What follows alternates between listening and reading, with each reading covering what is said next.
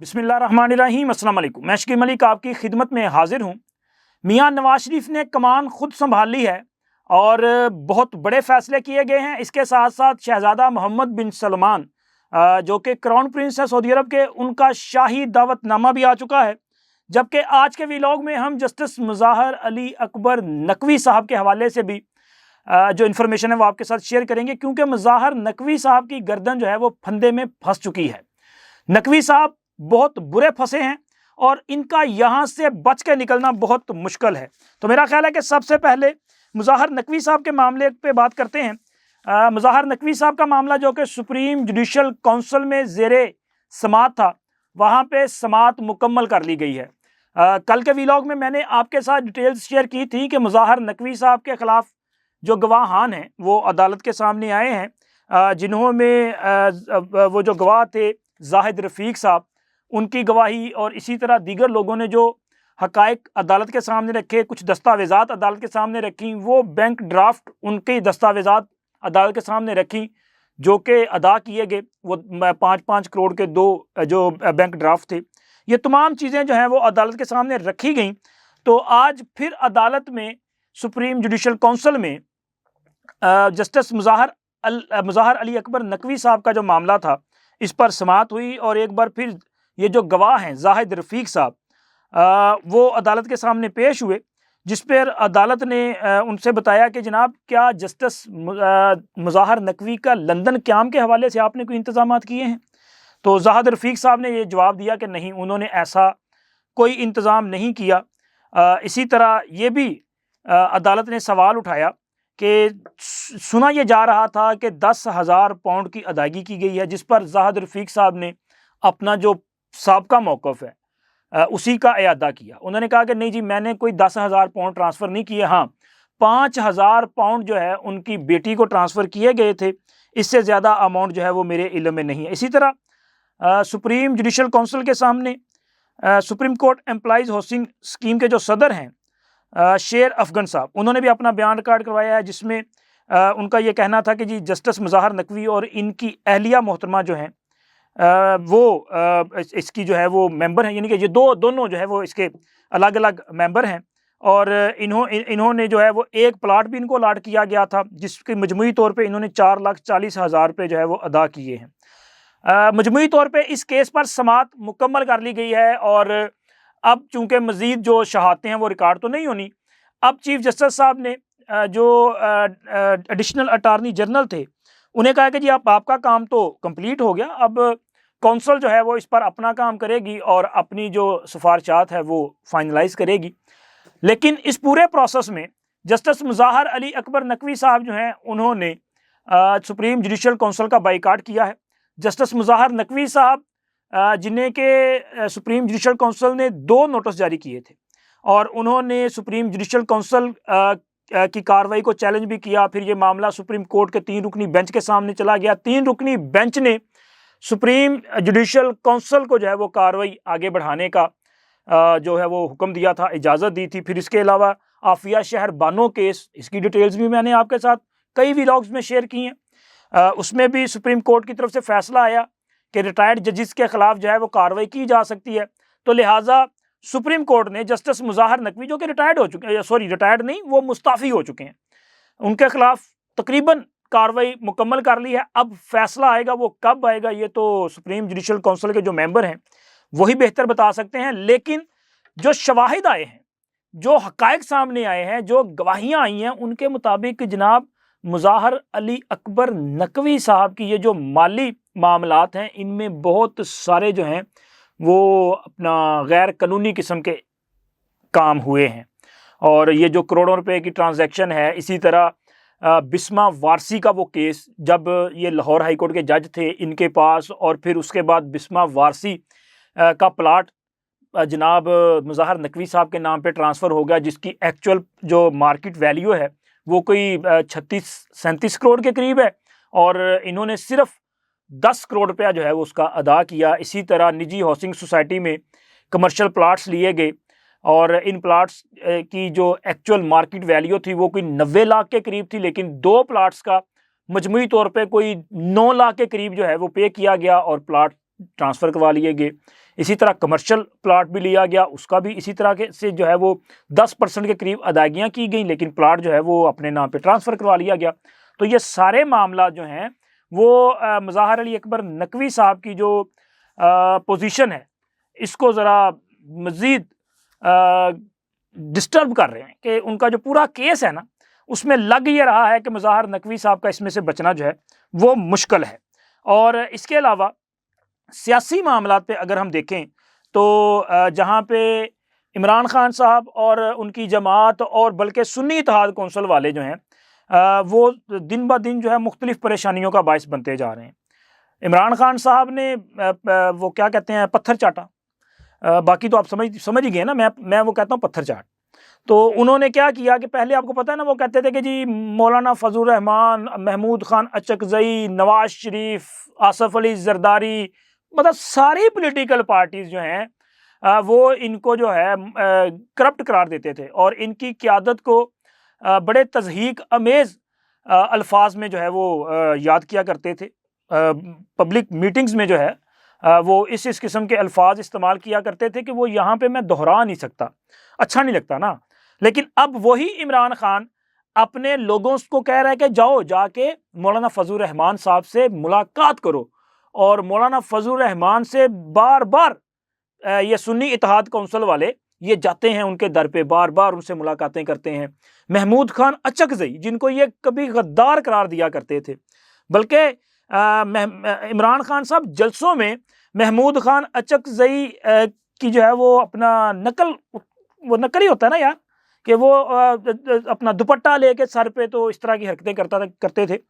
کیونکہ محمود خان اچکزئی صاحب جو ہے وہ اپنا ایک جو ثقافتی لباس ہے وہ زیب تن کرتے ہیں, اچھی بات ہے, ان کو وہ پسند ہے, اور وہ ساتھ ایک چادر جو ہے وہ یوز کرتے ہیں. تو لہٰذا یہ وہ چادر کا مذاق کرتے تھے, تضحیک کرتے تھے. آج وہی محمود خان اچکزئی صاحب ہیں کہ ان کے در پہ یہ جا رہے ہیں, اور محمود خان اچکزئی جو ہیں وہ چونکہ بڑے آئین اور قانون پسند شخصیت ہیں, وہ ہمیشہ بڑے دبنگ انداز میں اور قانونی انداز میں بات جو ہے وہ سامنے رکھتے ہیں. انہوں نے قومی اسمبلی کے اجلاس میں جو بات کی وہ ان کا ایک موقف ہے, اس سے آپ انکار کریں یا اتفاق کریں یہ آپ کی رائے ہے. لیکن ان ملاقاتوں کے بعد اور محمود اچکزئی کی اس تقریر کے بعد تحریک انصاف کے یہ جو سوشل میڈیا والے ہیں نا یار کمال کر رہے ہیں نا. اب انہوں نے محمود خان اچکزئی کو جو ہے وہ سب سے ایماندار سیاستدان قرار دینا شروع کر دیا ہے. میں تو پہلے بھی کہتا تھا کہ یہ کوئی یہ بے ایمان لوگ نہیں ہیں, آپ ان کو بلیم دے رہے ہیں, الزام دے رہے ہیں, لیکن تحریک انصاف کو آج خبر ہوئی کہ محمود خان اچکزئی ہیں وہ محب وطن ہیں, حالانکہ ان پر یہ غدار ہونے کا لیبل لگاتے تھے. کل تک مولانا فضل الرحمان کو یہ گندے ترین القابات سے نوازتے تھے, اور آج جناب مولانا فضل الرحمان جو ہیں وہ بہت بڑے عالم فاضل قرار دیے جا رہے ہیں, بار بار ان کے در پہ جا رہے ہیں, لیکن ان کو ملنا کچھ نہیں ہے, کیونکہ سب جانتے ہیں کہ عمران خان جو ہے وہ خود پرستی میں مبتلا شخصیت کا نام ہے. عمران خان کو صرف اپنی ذات سے سروکار ہے, اور آج بھی عمران خان اگر کسی سے ہاتھ ملانے کی کوشش کر رہا ہے نا تو وقت آنے پہ وہ ہاتھ کو کھینچ کے اس بندے کو نیچے گرائے گا اور خود اس کے اوپر کھڑا ہونے کی کوشش کرے گا, کیونکہ یہ مزاج ہے عمران خان کا. آپ عمران خان کی سیاست اور اس سے پہلے ایز اے کرکٹر آپ ان کا کیریئر چیک کر لیں, آپ کو اندازہ ہو جائے گا کہ عمران خان نے جس بندے نے عمران خان کو موقع دیا کہ وہ آئے, وہ کرکٹ کے میدان میں آئے اور یہاں پہ آ کے جو ہے وہ پرفارم کرے, عمران خان نے سب سے پہلے اسی بندے کے خلاف محاذ کھڑا کیا. عمران خان سیاست میں آئے تو جس بندے نے عمران خان کی حمایت کی, اس کی سپورٹ کی اور اس کے لیے اپنا پیسہ بھی لگایا, اس بندے نے جب بھی موقع ملا ان سب سے بے وفائی کی, ان سب کو جو ہے وہ ان کی بلکہ تذلیل کرنے کی کوشش کی. کئی نام ہیں اس میں, بہت سارے نام ہیں. مجھے یاد آ رہا ہے کہ عمران خان صاحب کے ساتھ تیسرا بندہ نہیں ہوا کرتا تھا, ایک ان کے ساتھ عمر سرفراز چیمہ صاحب ہوا کرتے تھے. تو عمر سرفراز چیمہ صاحب میں نے نام اس لیے لیا کہ یہ جو ہیں میں یہ سمجھتا ہوں کہ انہوں نے سیاسی وفا کی ایک مثال قائم کی ہے. لیکن کیونکہ جب عمران خان ذرا طاقت میں آئے، سیاسی طور پہ مضبوط ہوئے، تو عمران خان نے عمر سرفراز چیمہ صاحب کو جو ہے وہ ایک طرح سے پارٹی سے وہ غیر فعال کر دیا تھا، کیونکہ انہوں نے عمران خان کی خواہش کے برعکس پارٹی الیکشن جو ہے وہ کنٹیسٹ کیا تھا نائب صدر کا، لیکن ہار گئے تھے۔ خان صاحب نے کہا کہ یہ کیا طریقہ ہے، تو برا منا گئے تھے۔ لیکن جب عمران خان پہ برا وقت تھا تو عمران خان نے عمر سرفراز چیمہ صاحب کو گورنر پنجاب نامزد کیا، انہوں نے وفاداری کا حق ادا کیا، وہ انہوں نے جو کردار ادا کیا اس سے مجھے بھی اختلاف ہے، آپ کو بھی ہو سکتا ہے، لیکن سر انہوں نے عمران خان سے وفاداری کا تب بھی مظاہرہ کیا۔ احسن رشید صاحب ہوا کرتے تھے، اللہ ان کو غریق رحمت کرے، فوت ہو چکے،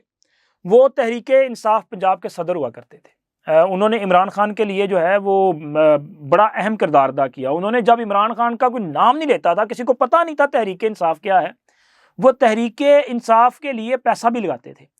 وہ مختلف چھوٹے موٹے فنکشنز کیا کرتے تھے، وہ پریس کانفرنس بلا کے پریس کانفرنس کرتے تھے تاکہ تحریک انصاف کا نام ذرا اخباروں میں پرنٹ ہو جائے۔ ایڈمرل جوید اقبال صاحب تھے، انہوں نے بڑا کچھ کیا، لیکن یہ سارے کے سارے لوگ جو ہیں آپ کو عمران خان کے دورے اقتدار میں کہیں نظر نہیں آئے ہوں گے، سوائے عمر سرفراز چیمہ، وہ بھی ایک چھوٹے سے پیریڈ کے لیے۔ یہ مزاج ہے عمران خان کا، اور یہ سارے لوگ جانتے ہیں کہ اگر عمران خان کے ساتھ انہوں نے کوئی ایسا کام کیا کہ جس سے عمران خان کو فیور ہو جائے، یا اس کو یہ ایز اے پولیٹیشین تھوڑا سا اسٹرینتھن کروائیں یا کریں، تو میرا خیال ہے کہ کل کو عمران خان سب سے پہلے انہی کو ڈسے گا۔ اگر کسی کو ذرا شک ہے تو یہ دیکھ لیجئے گا کہ شوکت خانم کی زمین عمران خان کو کس نے دی تھی۔ شوکت خانم کے لیے سب سے پہلا جو بڑا ڈونیشن تھا وہ کس نے دیا تھا؟ میں کہوں گا اپنے سوشل میڈیا کے دوستوں کو، یہ جو تحریک انصاف چیک کر لیجئے گا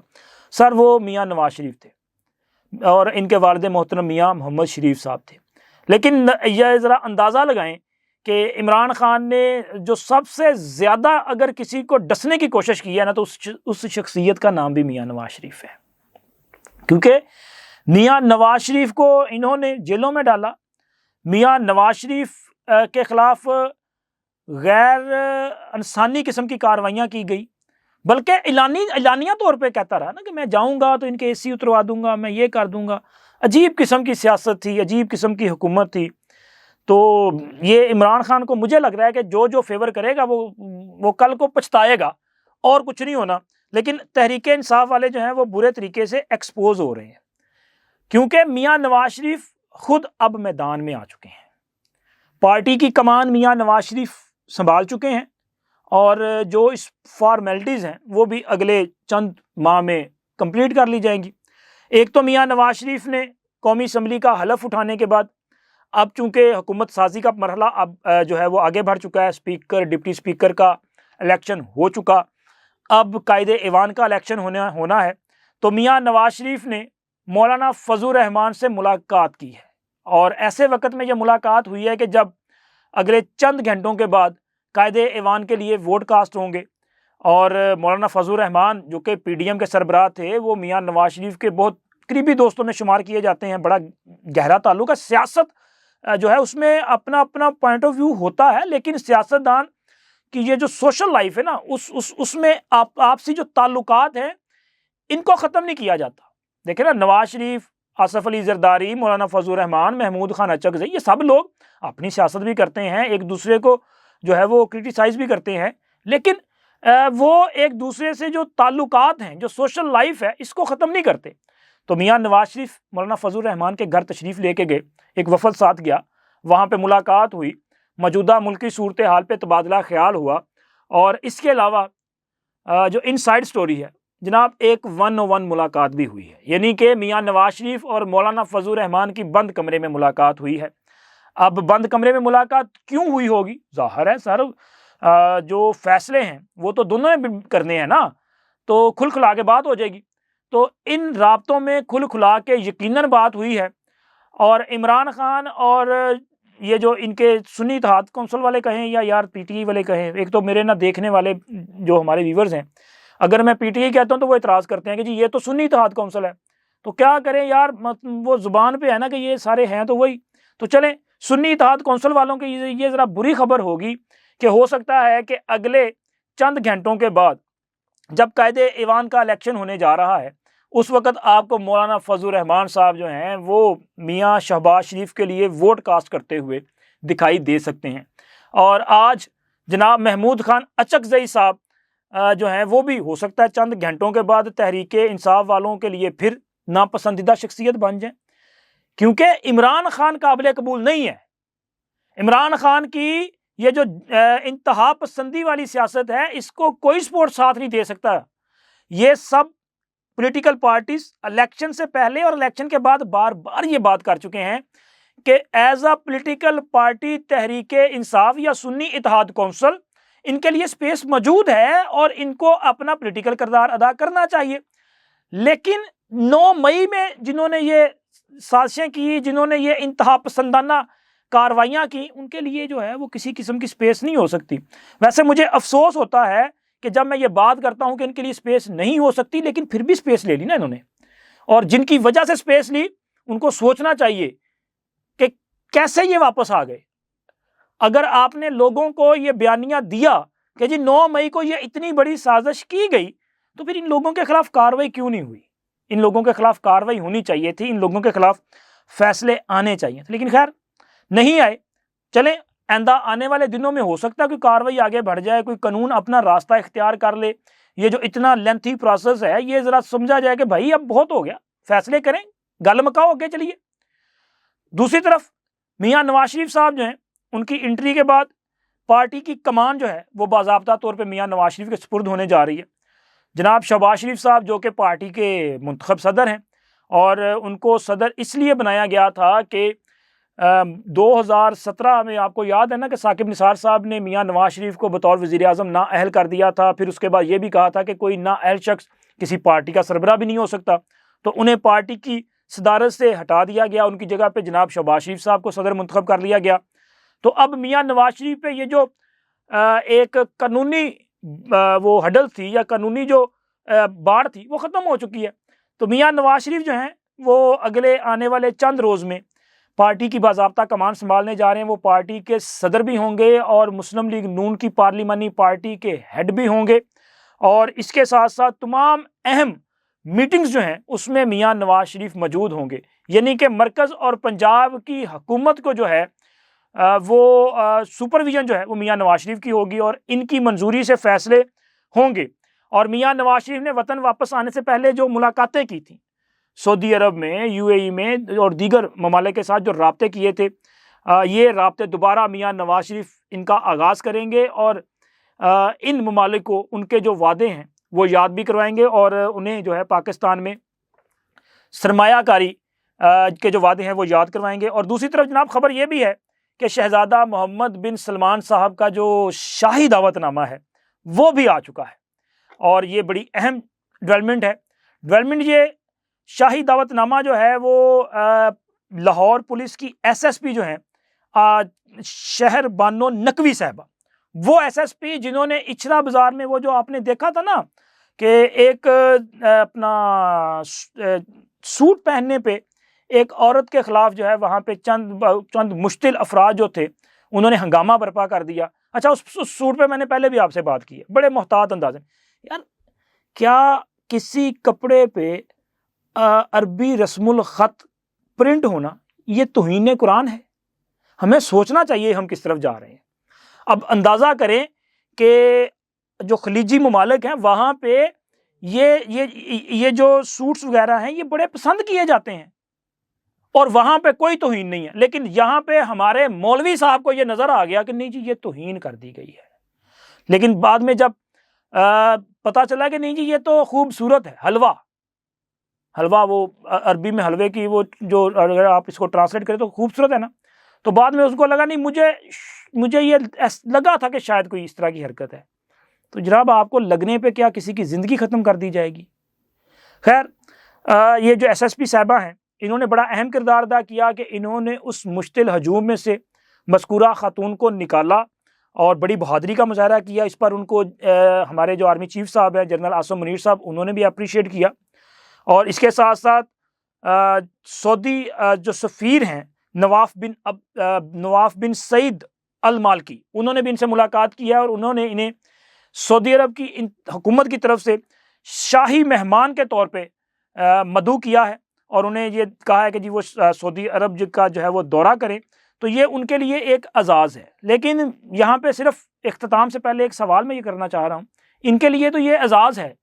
لیکن وہ مولوی صاحب جنہوں نے یہ سارا کچھ کیا تھا، ان کے خلاف ریاست کیا کارروائی کر رہی ہے، اور اس خاتون سے معافی جو منگوائی گئی اس پر معافی کون کون مانگے گا؟ یہ میں سوال چھوڑ کے جا رہا ہوں۔ انشاءاللہ ملتے ہیں اگلی ویڈیو میں۔ اللہ حافظ۔